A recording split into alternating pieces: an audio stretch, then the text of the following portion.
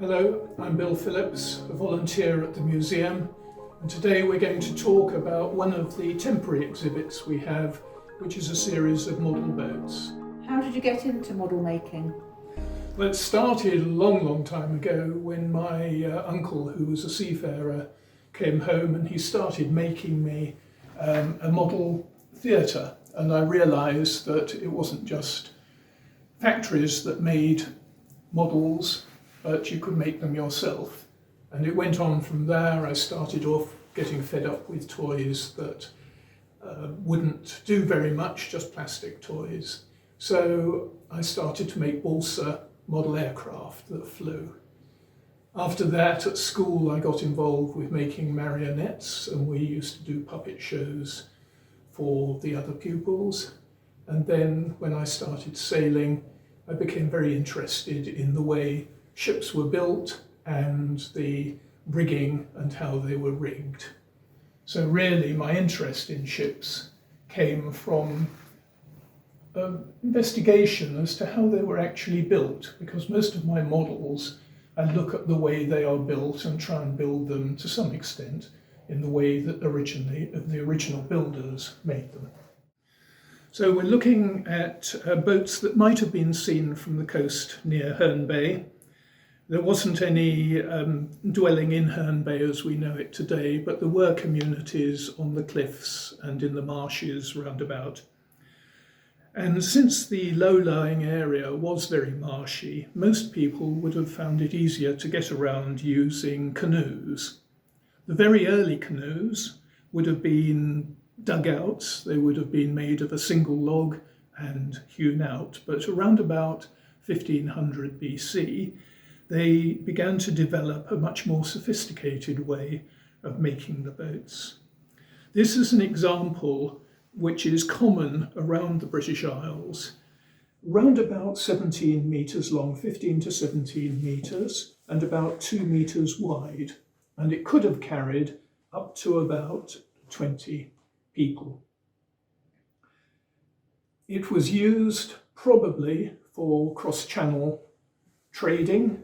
It could carry a lot of materials, but the planks were held together with yew withies, that is, strips of yew that went through the holes and were tied because they didn't have string or other fastenings. So the yew, when it got wet, would have clenched the planks together and made them watertight. The sides of the canoe are held in place by the seats, which have wedges as they come through the side wall. So these would be the main ships that would have been seen round Herne Bay. So what have you made the model canoe out of?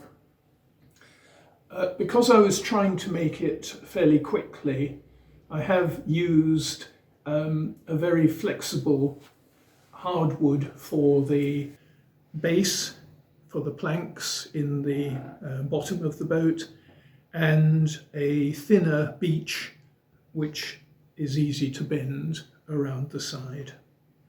The plans, I have used a combination of the plans that were used in the Dover boat and also one that was found on the Welsh coast. And do you have an idea how long that took you to make?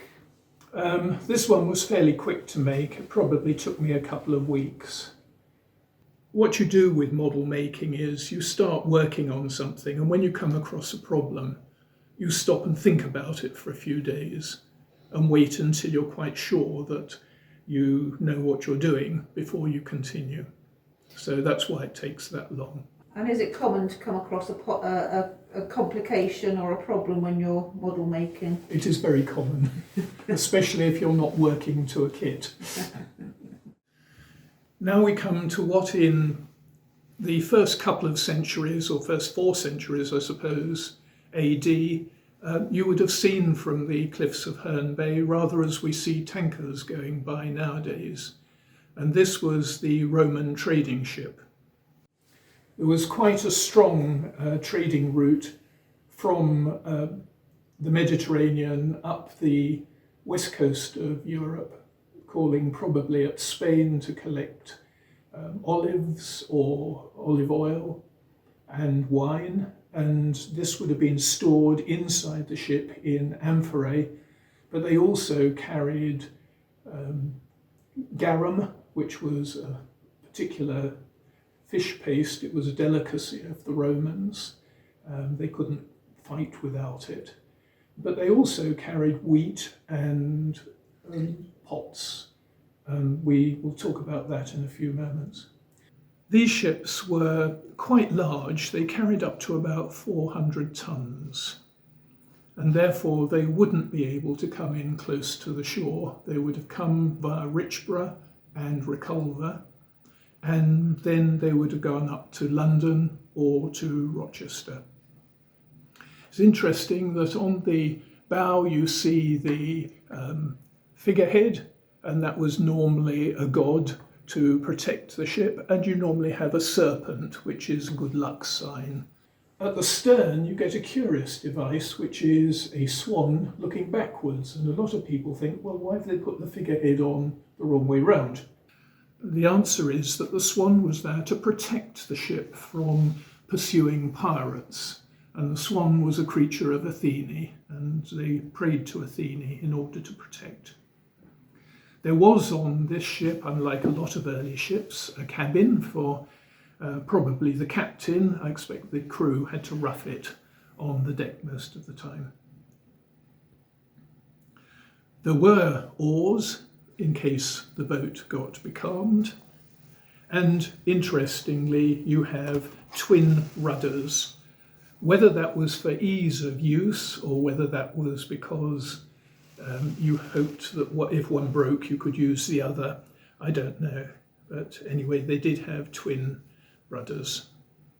And should it have had a sail? It would have had two sails. At the moment I haven't put the sail on, but you have a large sail from this spar here, and that would have gone down almost to deck level. It would have been a big square sail.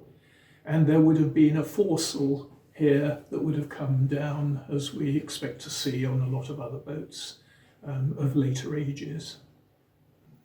The crew would have been about 5 people, so they were quite easy to crew, unless, of course, they were going through waters where you expected pirates. And if that was the case, then you would have an armed contingent on the ship. And what have you made this boat out of?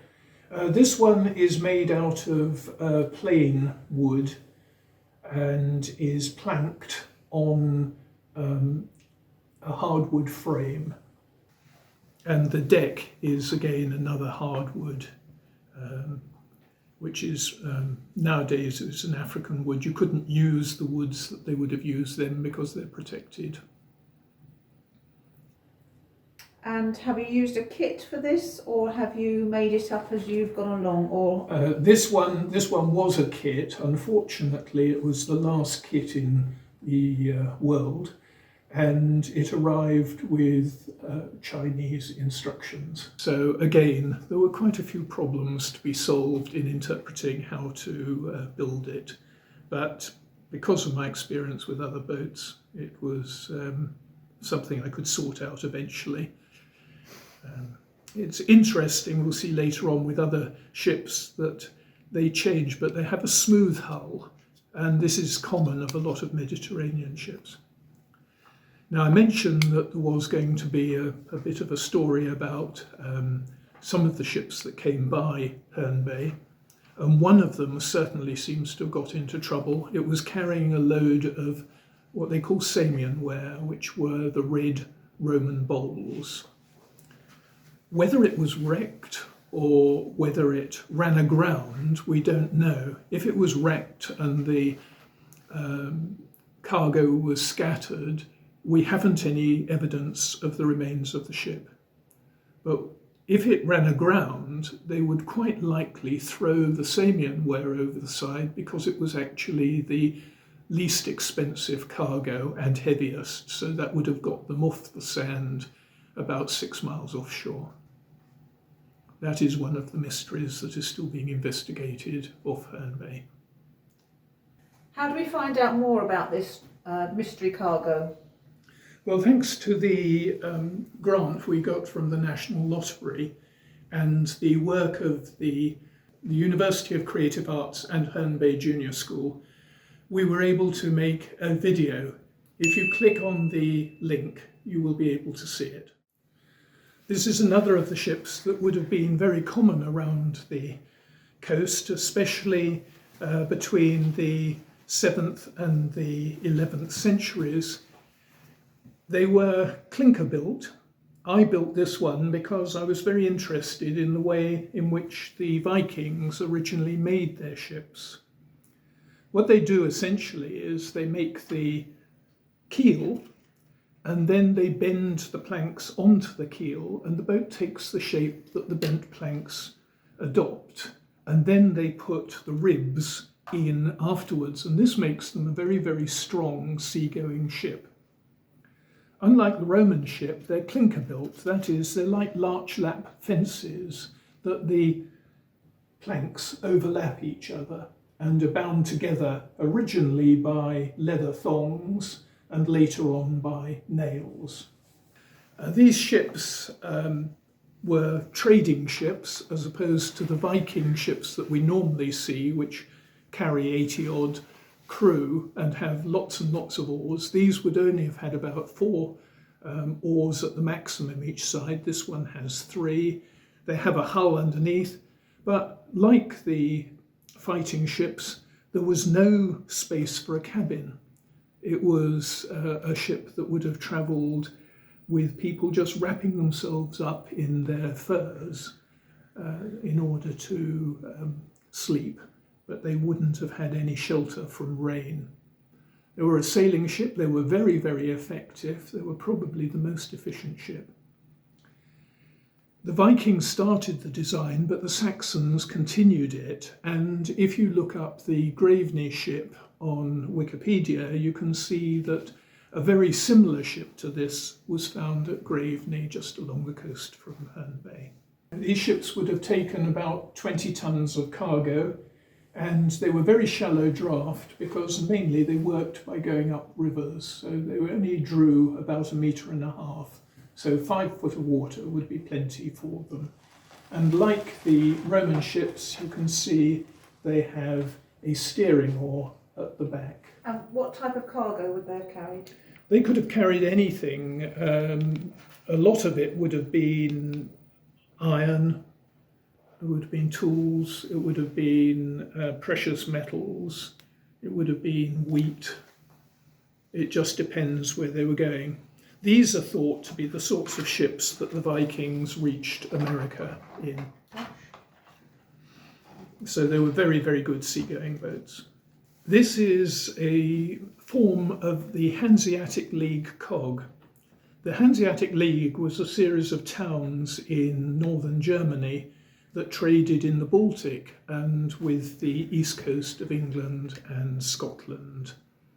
It was slightly deeper than the Saxon ship that we have just seen, but it used ports like Sandwich and Fordwich in the days when those ports were deep water ports and very important.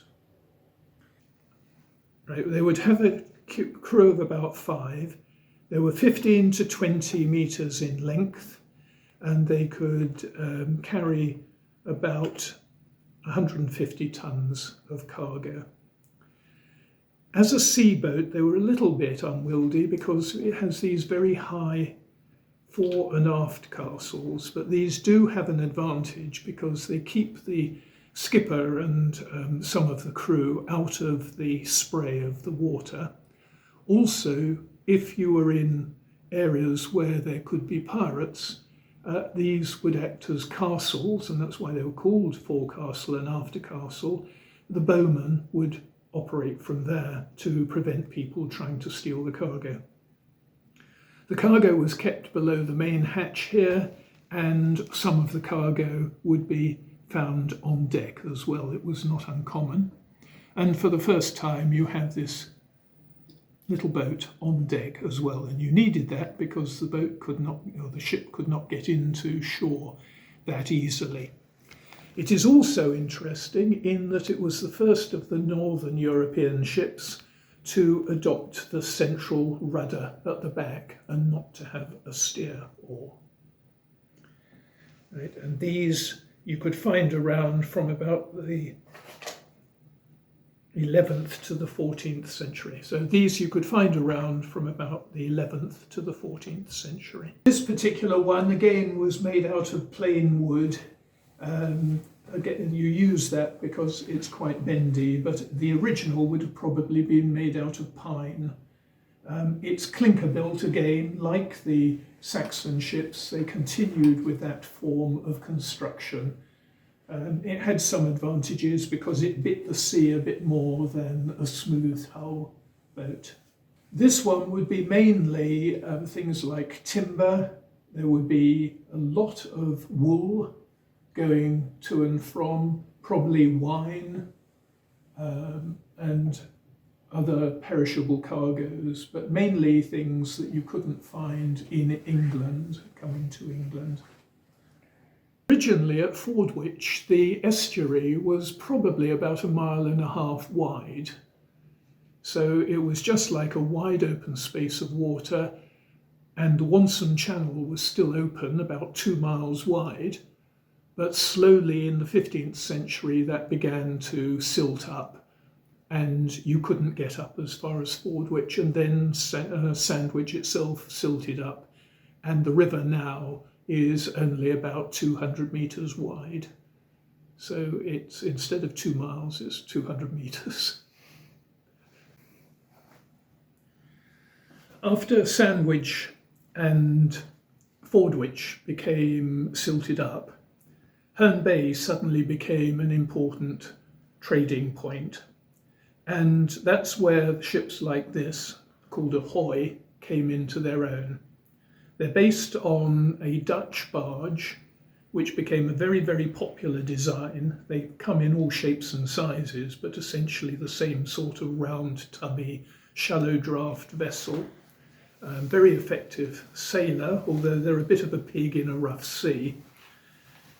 They were used, they were probably about 18 metres long maximum, but they were used by the British Navy in all sorts of roles, for retrieving lost anchors, for gunships, for dredging, you name it. They thought of a way of using it. But in Herne Bay, they were used to bring coal and things like that down. They would run up the beach at high tide, and then at low tide, horse and cart would come down by the ship, and the ship inn, that is, and would unload the cargo using this spar as the crane in order to unload the cargo into the cart. It would then go up from the ship inn, up East Street, and onto the Turnpike Road into Canterbury. These ships were also the workhorse. You find Solent hoys, you find Thames hoys. They were all slightly different, but they were now smooth chine. They changed from being the rather bumpy clinker built to having a smooth hull. That's probably why they rolled so much in a heavy sea. They were also used as a taxi of the sea. That is, they would take passengers, not very comfortably. You would find the passengers standing around the decks, so if it was rough, it wasn't very pleasant, and if it was wet, it wasn't very pleasant. They didn't have accommodation very often down below, because that's where the cargo was, and the cargo was an expensive thing. There is a story, we don't know how true it is, that people would stand on the cliff and shout ahoy in order to attract their attention. They would then be rowed out to these taxis of the coast and taken round, say, to Portsmouth or to Cornwall or wherever the ship happened to be going. Right, they'd have a crew of about 5, and they could carry up to about 100 tons of cargo. This one I built specifically for the museum because we were putting on an exhibition on the Red Rover, and we happened to come across a picture by John Constable and it showed a hoy off the ship in. So was that a kit, or did you base that on the picture by John Constable? It's based on the picture and on a couple of plans that I managed to find at the Greenwich Museum of the Maritime Museum at Greenwich. So a lot of it was have a look, see what it looks like, take some profiles from the plan and carve it out of a piece of solid wood. This, unlike most of the ones I make, is solid. In the 19th century, when the hoy began to fade out of use, it wasn't used for passengers because rail and steamships were beginning to come in. It was replaced by this vessel, the Thames Barge, which is much larger than a hoy. It's about 18 metres long, and it can take up to about 200 tonnes of cargo. They're very effective, they're fast moving, they look as though they should be slow, but if you've ever tried to sail alongside one, they are absolutely huge and they move very fast. You can still see a lot of them around. In mid-August.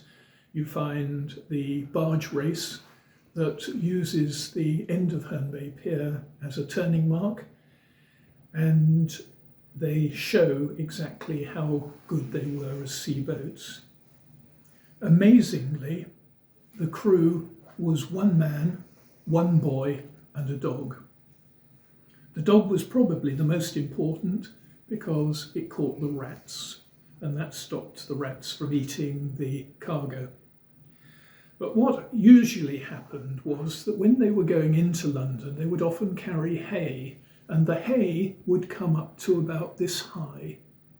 So you would find that this sail would be furled or scandalised, and a huge block of hay, often with the boy sitting on top, and the man down at the wheel in the stern. They do have an advantage that going under bridges, you can lower the main mast. This big winch at the front can be put round the mast and you can just drop it down. But those sails are really heavy and there is a huge amount of weight on them, and that's why there are so many winches around this particular type of boat, that instead of having manpower, you now had winch power. These lasted pretty well through till after the Second World War. They operated mainly in this area between Essex and London and Kent and London, carrying hay into the capital and then bringing out a particularly noxious cargo of stable manure from London, which was spread on the fields.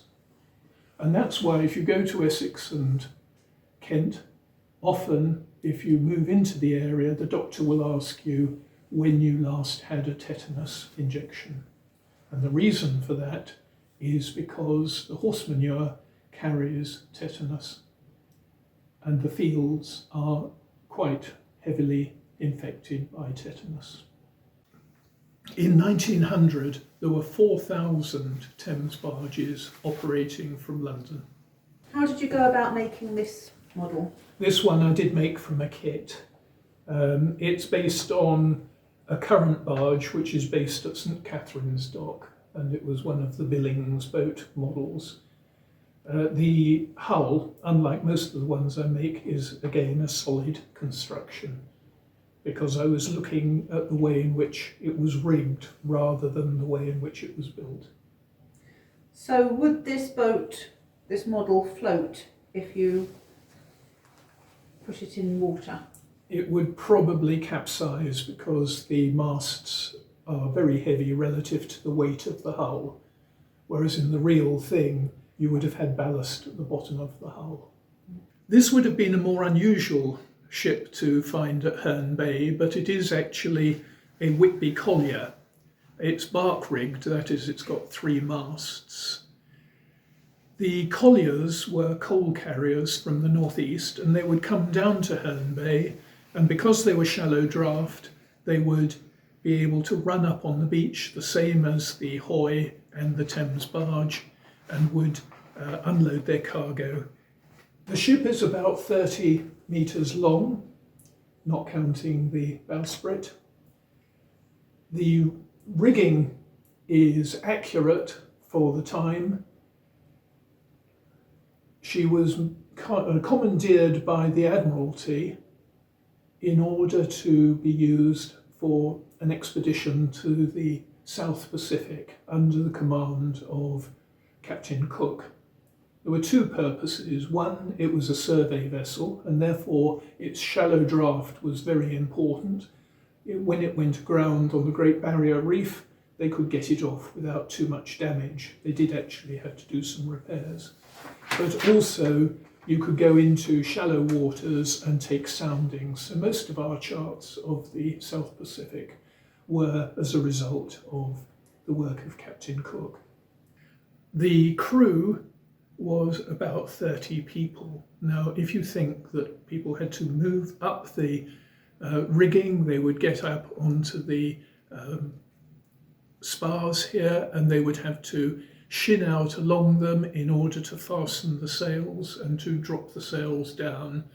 And if you were up here, you were probably 80 metres above the water, so it was quite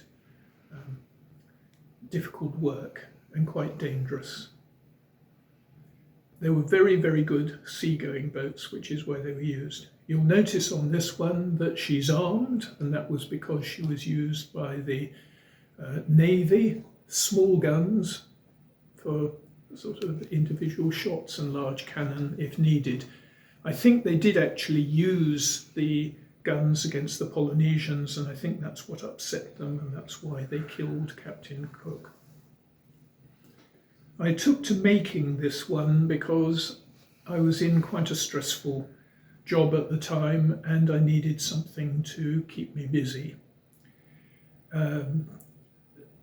It's double planked, so there's the ribs of the ship, and then there's a row of plain planking, and then that planking is covered by this rather fine walnut, which took quite a long time to do because every single plank is individually shaped. There's no such thing as a standard shaped plank on a ship like this. I quite like it because it had a tiller, but in those days they moved from the tiller to having a wheel. And if you notice, when you waggle the rudder, the wheel actually will move. You have also here the beginnings of mechanisation. You have a capstan. There would have been bars that went into the capstan, and any really heavy lifting would have been done using this. You would have had 8 people round the capstan, and that would have been used for raising the masts up to the top. They didn't have cranes in those days, so you actually had to rig a series of pulleys, and you would then pull the masts up to their proper position when the carpenter would fasten them in position. And this is why places like New Zealand were so important with their kauri trees, because the kauri tree is a very high, straight tree and extremely useful for replacing masts when they got broken, which is probably why we don't have very many kauri trees in New Zealand today. So you're interested in the model making process, and when we weren't on film, you were talking about the rigging and how you wanted to learn about the knots and the amount of, I'm going to say string, I don't know if that's the correct word, that is involved in this wonderful web that we can see. Yeah. Well, there is an expression in the Navy that there's no such thing as a rope. Every one is named, so every single piece of rope here has a particular function and it has a name. So you have things like sheets from the sail, you have things like shrouds which come down the side, and each one of those has a different name, in the same way that the topmast and the larger ships' topgallants. You don't need to explain which mast you're talking about. If you say the fore topgallant, anybody will know exactly what you mean. So every single rope has its own name, and that's where the expression learning the ropes comes from in the Navy, because one of the first things a seaman had to do was to learn the name of every rope.